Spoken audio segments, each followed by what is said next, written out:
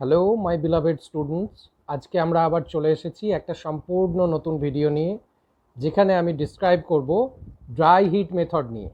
আগের দিন আমরা আলোচনা করেছিলাম ময়েস্ট হিট মেথড, তো আজকে আমরা আলোচনা করতে চলেছি ড্রাই হিট মেথড নিয়ে। আমরা কি বলছি? It is also known as direct heat method, as food comes in the direct contact of heat in this method. A little bit oil or fat can be used, but water is not generally used in this process. তো কি হচ্ছে কি না, আমরা এই পদ্ধতিতে খাবারকে সরাসরি আগুনের সংস্পর্শে নিয়ে আসছি। As you can see in the picture, ছবিতে যেমন দেখছো সেরকমভাবে আমরা সরাসরি আগুনের সংস্পর্শে নিয়ে এসে রান্নাটা করি। এবং এক্ষেত্রে কি হয়, আমরা অল্প একটু ফ্যাট কখনো কখনো ইউজ করতে পারি, জাস্ট খাদ্যবস্তুটার গায়ে মাখিয়ে দেওয়ার জন্য। আদারওয়াইজ যেভাবে ভাজা হয়, ডিপ ফ্রাই হোক শ্যালো ফ্রাই হোক, সেভাবে আমরা কিছু করি না। জাস্ট খাবারের গায়ে কিছুটা ফ্যাট কখনো কখনো আমরা মাখিয়ে দিই, এবং তার সাথে হচ্ছে কখনো কখনো আমরা তেলও মাখাতে পারি। তো ফ্যাট বা অয়েল এটাকে ইউজ করা হয়, কিন্তু কখনো কোনোভাবেই এই রান্নাতে আমরা তেল ব্যবহার করব, ফ্যাট ব্যবহার করব, কিন্তু জল ব্যবহারের রাস্তায় যাব না। জল বা ওই জাতীয় কোনো লিকুইড আমরা ইউজ করব না। এবং আরও মজার যেটা ব্যাপার হচ্ছে যে আমরা এখানে স্টিম বা ভেপার ইত্যাদিও কিছু ইউজ করব না। এবং এই রান্নার সবথেকে মজা হচ্ছে, এটা পৃথিবীর আদি রান্না, যেটা আমরা দেখতে পাচ্ছি ছবিতে, যে আদিম প্রসেসে ওইভাবে রান্না করা হতো এবং এখানে যন্ত্রপাতির ব্যবহার খুব কম। তো আমরা কি বলছি যে এই পদ্ধতিতে মোস্ট কমন ফুড যা রান্না করা হয়, দ্যাট ইজ বারবিকিউ হয়, কাবাব হয়, চিকেন তন্দুরি হয়। শুনে জিভে জল চলে আসছে নিশ্চয়ই। তো বিষয়টা তাই, মানে এই খাবারগুলো একেবারে আদিম যুগ থেকে মানুষের সঙ্গে আছে। তো জিভে জল আনা রেসিপি, একদম মানে ভীষণ রকম লোভনীয় খাবার। রাস্তাঘাটে এই জাতীয় খাবার দেখলে আমাদের লালাক্ষরণ শুরু হয়ে যায়। তো সেটা ডিফারেন্ট কথা।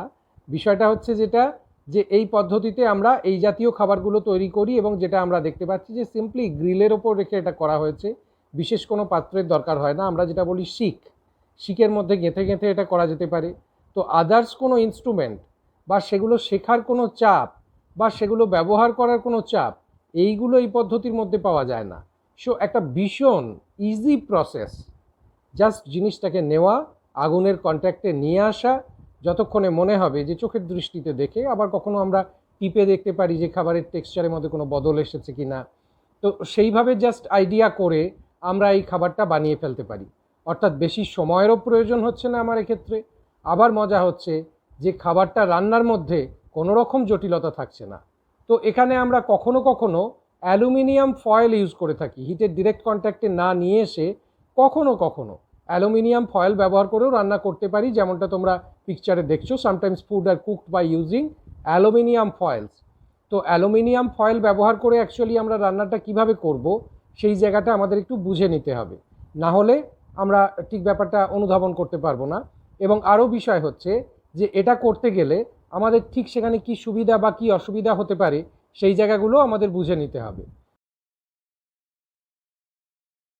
এইবার হচ্ছে যে অ্যালুমিনিয়াম ফয়েলে যখন আমরা রান্নাটা করব, প্রথমেই খাবারটাকে ভালো করে মশলা মাখিয়ে নেব। মশলা মাখিয়ে নেওয়ার পর একটা অ্যালুমিনিয়াম ফয়েল নিয়ে তার মধ্যে একটু তেল বা ফ্যাটের প্রলেপ দিয়ে দেবো।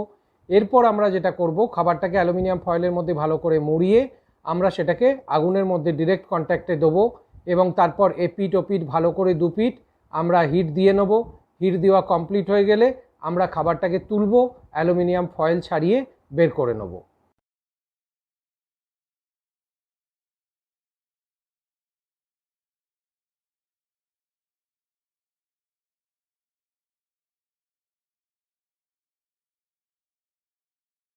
তো আমরা এখানে দেখছি যে টেম্পারেচার যেটা ইউজ করা হচ্ছে সেটা 100 ডিগ্রি সেলসিয়াস থেকে আরম্ভ করে 205 ডিগ্রি সেলসিয়াস অবধি তাপমাত্রা সাধারণত এখানে ব্যবহার করা হয়ে থাকে এই রান্নার পদ্ধতিতে। তো একটা ওয়াইড রেঞ্জের মধ্যে রান্নাটা হচ্ছে, এবং 205 ডিগ্রি সেলসিয়াস মানে তোমরা বুঝতে পারছো যে জলের যে বয়েলিং পয়েন্ট, সেই জলের বয়েলিং পয়েন্টের থেকেও বেশি টেম্পারেচারে এটা সাধারণত রান্না করা হচ্ছে। এখন বিষয়টা হলো যে এই রান্নায় তাহলে কি সুবিধা আসতে পারে, কি অসুবিধা আসতে পারে? হ্যাঁ, নিশ্চয়ই, এটা একটা স্বাভাবিক প্রশ্ন। তো এটা নিয়ে আমি অবশ্যই আলোচনা করব। তার আগে এখানে যেটা তোমরা দেখতে পাচ্ছ যে একটা বেকড প্রোডাক্ট হয়েছে। তো বেকড প্রোডাক্টের ক্ষেত্রে সাধারণত 205 ডিগ্রি সেলসিয়াসে আমরা পৌঁছে যাই, কিন্তু সব ক্ষেত্রে জেনারেলি এতটা টেম্পারেচার লাগে না। 100 ডিগ্রি সেলসিয়াস থেকে 180 ডিগ্রি সেলসিয়াসের মধ্যেই এই পদ্ধতির বাকি যে রান্নাগুলো সেগুলো হয়ে যায়। তবে কি না বেকড প্রোডাক্টের ক্ষেত্রে টেম্পারেচারটা একটু বেশি লাগে কখনো কখনো, এবং সেক্ষেত্রে আমরা 205 ডিগ্রি সেলসিয়াস অবধি টেম্পারেচারটাকে এক্সটেন্ড করে থাকি এবং এইভাবে রান্না হয়। এবং বেকড প্রোডাক্টের আরও একটা মজা হচ্ছে যে বেকড প্রোডাক্ট একটু স্পঞ্জি টেক্সচার হয়। তো স্পঞ্জি টেক্সচার হওয়ার জন্য এবং এর যে শেপ অ্যান্ড সাইজ থাকে সেই সাইজটা বাড়ে, যার জন্য ইস্ট ইউজ করা হতে পারে অনেক সময়, এবং অনেক সময় বেকিং পাউডারও ইউজ করা হতে পারে। তো এইবার আমরা এখানে যেটা দেখতে পাচ্ছি যে কতটা সময় লাগে এই পদ্ধতিতে রান্নায়। না, এই পদ্ধতিতে রান্নায় জেনারেলি 2 to 30 মিনিটস লাগে। দেখো আমরা একটা পাঁপড় শেখা পাশে রেখেছি, তো এই পাঁপড়টা শেখতে গেলে আমাদের 2 minutes is more than enough. আর পাশে আমরা বেকড প্রোডাক্ট দেখাচ্ছি, বেকড প্রোডাক্টের ক্ষেত্রে কিন্তু 30 মিনিটস টাইম লাগছে, অনেকটা হিট প্রয়োজন হয়। এবং এক্ষেত্রে আমরা যেটা বলছিলাম যে আমরা সাধারণত বেকিং সোডা বা ইস্ট ইউজ করে থাকি, এবং আমরা বাকি যে আমরা ড্রাই হিট প্রসেস দেখব সেই ড্রাই হিট প্রসেসে জেনারেলি খাবারটা কিছুটা সংকুচিত হয়। পাঁপড় দেখছো যেমন থাকে তার জায়গায় গুটিয়ে গুটিয়ে আসে যখন আমরা হিটটা দিতে থাকি। একমাত্র বেকড প্রোডাক্ট যেটা আরও ফাঁপা এবং ফুলো ফুলো দেখতে হয়, বেশ নরম, একটা স্পঞ্জি টেক্সচার, বেশ চেবাতেও একটা ভালো লাগে। তো এইবার যদি আমরা আসি যে এই প্রসেসের অ্যাডভান্টেজগুলো কী আছে, অ্যাডভান্টেজের ক্ষেত্রে আমরা যেটা দেখব যে most of the foods are cooked early, অর্থাৎ নর্মালি আমরা বেকড প্রোডাক্টকে বাদ দিলে এই পদ্ধতিতে বাকি যা কিছু রান্না হয় তা ময়েস্ট হিটের থেকে অনেক দ্রুত রান্না হয়। No complicated instruments are needed, কোনো জটিল যন্ত্রপাতির এখানে দরকার হচ্ছে না। আমরা দেখেছি সিম্পল শিক ব্যবহার করে আমরা রান্না করছি, কখনো কখনো আমরা হয়তো একটা ফ্রাইং প্যান ইউজ করতে পারি, তো এই সামান্যটুকু। হ্যাঁ, এবার আধুনিকভাবে আমরা মাইক্রো ওভেন ইউজ করছি ইত্যাদি আমরা নিয়ে এসেছি, এটা আলাদা কথা। তো আমি যদি চাই কোনো কিছু ইউজ না করে সিম্পলি এরকম সামান্য জিনিস দিয়ে আমি এটা করতে পারি। ইজি টু কন্ডাক্ট, যে জায়গাটা আমি আগেই বলে এলাম যে যে সমস্ত মানুষরা এটা দেখছে তারা সবাই বুঝতে পারবে যে এটা ভীষণ ইজি, খুব সহজে এটা করে ফেলা যায়। নো মিডিয়াম ইজ ইউজড, এক্ষেত্রে কোনো রকম কোনো মিডিয়ামের প্রয়োজন হয় না। মিডিয়াম মানে আমি বলছি আলাদা করে তেল বা জল ইত্যাদি কোনো মিডিয়াম লাগে না। ফুডস আর ওয়েল কুকড, ভীষণ ভালোভাবে গোটা ব্যাপারটা সুসিদ্ধ হয়, এবং special flavour and texture appears which makes it interesting. ভীষণ ইন্টারেস্টিং একটা খাবার, দেখলেই খেতে ইচ্ছে করে, যেটা আমি আগেও বলছিলাম যে জিভে জল চলে আসে এমন খাবার দেখলে। তো এটা হচ্ছে মজা আমাদের এই প্রসেসের রান্নার।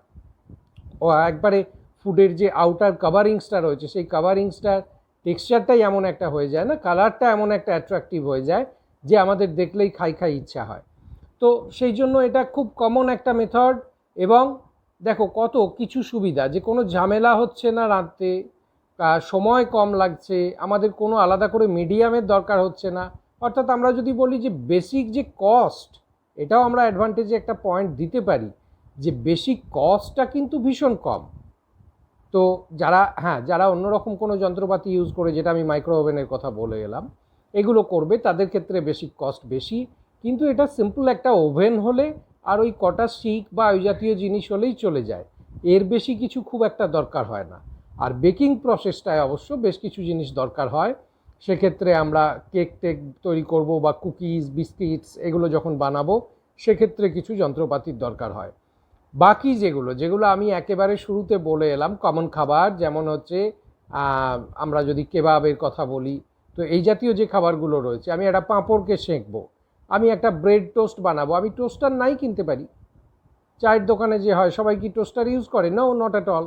তো এইগুলোর জন্য আমার বেশি কোনো ইনস্ট্রুমেন্টের প্রয়োজন হচ্ছে না। তো এইবার আমরা আসছি যে ডিসঅ্যাডভান্টেজ কী আছে। না, খাবারটা যখন আগুনের ডিরেক্ট কন্ট্যাক্টে নিয়ে আসছি না, তখন মেন সমস্যা হয়ে যাচ্ছে যেটা, most of the moisture of food R lost, বেশিরভাগ ময়েশ্চারটা বেরিয়ে চলে যাচ্ছে। ফুড স্কুইজ ইন শেপস, খাবারটা আকৃতিতে ছোট হয়ে যাচ্ছে জলটা বেরিয়ে যাওয়ার কারণে, একমাত্র বেকড প্রোডাক্ট বাদ দিলে। এবং তোমরা ভেবে দেখো, এখানে আমি বলে এলাম যে 205 ডিগ্রি অবধি 205 ডিগ্রি সেলসিয়াস টেম্পারেচার এখানে দরকার হচ্ছে কখনো কখনো। তো আমি 100 থেকে 180ও বলেছি। তো এখন মজা হচ্ছে যে 100-র ওপরের যে টেম্পারেচারই আমি যাই না কেন, প্রোটিনস বিকামস ডিনেচার্ড। এটা আমরা আগের ক্লাসেও শিখেছি যে হাই হিটেতে প্রোটিন ডিনেচার্ড হয়ে যায়। কার্বনাইজেশন অফ ফুডস, খাবারে কার্বন তৈরি হয়। যে তোমরা পাঁপড়টা দেখে এলে সেঁকা, রুটিটাকে যখন আমরা সেঁকছি তখন হচ্ছে কি না, ওপরে কিছু কালো কালো ডট তৈরি হয়। এই ডটগুলো সব কার্বন। এখান থেকে জলীয় অংশটা বেরিয়ে গিয়ে ওটা পিওর কার্বন আকারে পড়ে আছে। আর carcinogens like polyaromatic hydrocarbon and heterocyclic amine are produce. তো কিছু ক্যান্সার সৃষ্টিকারী পদার্থ তৈরি হয় এখানে, যে পদার্থগুলো কি না পলিঅ্যারোমেটিক হাইড্রোকার্বন এবং হচ্ছে হেটেরোসাইক্লিক অ্যামিন, যেগুলো আমাদের স্বাস্থ্যের জন্য ভীষণ রকম ক্ষতিকারক এবং এগুলো অ্যাকচুয়ালি কিন্তু ক্যান্সার সৃষ্টি করতে পারে। তো এই জাতীয় খাবার থেকে সবসময় সাবধান থাকা দরকার। যতই জিভে জল আনুক না কেন, স্বাস্থ্যের পক্ষে কিন্তু এগুলো একদম ভালো নয়। সো এইগুলো খাওয়ার আগে বারবার আমাদের ভেবে নিতে হবে যে আমি কিভাবে খাবো। এবং কখনো কখনো মজা হচ্ছে যে জায়গাগুলো কালো কালো হয়ে গেছে না, এই যে আমরা এখানে চিকেনটা দেখতে পাচ্ছি ছবির মধ্যে, যে জায়গাগুলো কালো কালো হয়ে গেছে, ওপরের অংশগুলো দেখতে পাচ্ছি যে পুরো পুরো কালো কালো হয়ে গেছে। তো সেই জায়গাগুলোকে আমরা অ্যাকচুয়ালি কি করতে পারি না, আমরা ঘষে ঘষে ঘষে ঘষে বাদ দিয়ে দিতে পারি। তো সেক্ষেত্রে আমাদের সমস্যাটা কিন্তু অনেকটা কম হবে। তো যে জায়গাটা আমরা আলোচনায় ছিলাম যে তাহলে এই খাবারগুলো খাওয়ার ব্যাপারে আমাদের বাড়তি কিছু সচেতনতা বা সাবধানতা অবশ্যই নিতে হয়। তা না হলে যে সমস্ত মানুষের শরীরে অঙ্কোজিন অ্যাক্টিভ হয়ে যাবে তাদের ক্ষেত্রে কিন্তু ক্যান্সার সৃষ্টির একটা প্রবণতা দেখা যাবে। তো এই খাবার যতই লোভনীয় হোক না কেন, বারবার আমি বলছি যে সাবধানতা বা সচেতনতা অবলম্বন করে খাওয়াটা আমাদের ভীষণ প্রয়োজন, অন্যথায় শারীরিক সমস্যা আমাদের ভোগ করতে হবে। এবং এই খাবারগুলো সবসময় ইজি টু ডাইজেস্ট হয় না। কারণ ইজি টু ডাইজেস্ট হয় না এই কার্বন পার্টিকেলসগুলোর উপস্থিতির জন্য। এই জন্য এই খাবার থেকে বেশ কিছু পেটের মধ্যে ফার্মেন্টেশন হতে পারে অনেক সময়। আবার সব জায়গাটা সুসিদ্ধ যদি না করা হয়, ঘুরিয়ে ঘুরিয়ে ঘুরিয়ে ঘুরিয়ে যদি রোস্টিংটা না করা হয়, তাহলে সেক্ষেত্রেও সমস্যা হয় এবং এই খাবারগুলো থেকে কিছু শারীরিক অস্বস্তি বা অসুবিধা দেখা যেতে পারে। সেই জন্য আমি বারবার বলবো যে এগুলো সবসময় বুঝে ভালোভাবে খাওয়া উচিত, অন্যথায় বিভিন্ন কমপ্লিকেশনের মধ্যে ভুগতে হবে। সো আজকের ক্লাস এতদূর পর্যন্ত। সবাই ভালো থাকো এবং গোটা ক্লাসটা শুনে বুঝতে পারলে কি না পারলে সেটা আমাকে একটু জানিও। আর দেখছো আমি এই হেডফোন নিয়ে বসেছি একেবারে এবং কানে গুঁজে, কেন না যাতে তোমাদের মনে হয় যে স্যার একটা ভিডিও কনফারেন্সের মধ্যে রয়েছেন এবং একেবারে সামনে থেকে তোমাদেরকে পড়াটা বোঝাচ্ছেন সেই জন্য, বা ভিডিও কলের মধ্যে রয়েছেন পড়াটা বোঝাচ্ছেন সেই জন্য, যাতে আমরা আরও বেশি রিলেট করতে পারি। তাই এইভাবে আমি পড়ালাম। ধন্যবাদ সকলকে।